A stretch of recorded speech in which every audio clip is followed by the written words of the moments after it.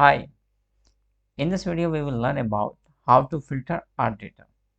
Filter is a function given by Microsoft Excel which can be used to sort your data. Means I have this huge list of data. I just wanted to see Fuji data for Fuji in the brand name. So I have to go here and then I have to scroll down to here to see whole data. But there is an easiest method by which we can sort our data. Filter the data. To filter our data, use the filter, then we will go data, then here filter option. Just click here. Now you can see this option is available here. This drop down option in every column. Just click here. You see all the options, unique options are available here. First, unselect this, then select Fuji only, then click OK. Now see, data has been reduced to Fuji only. You can analyze this data very easily because this is not a bulky data now.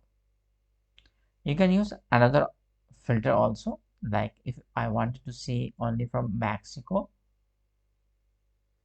then just come here, unselect everything, then choose Mexico, then click OK.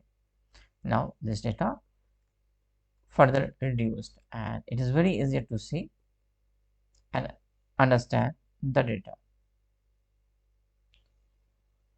You can use short key to unfilter the data only without removing filter.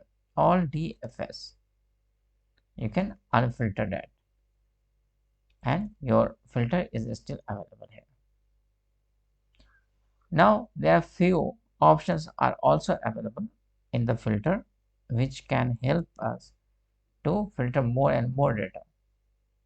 If you click here, you see text filters are available here. It says equal, does not equal, begin with, end with, contains, does not contain, and there is a custom filter also like this. If I wanted to put some condition like come here and this gives number filter, I can put 107. Yeah, no option is there. Then I will put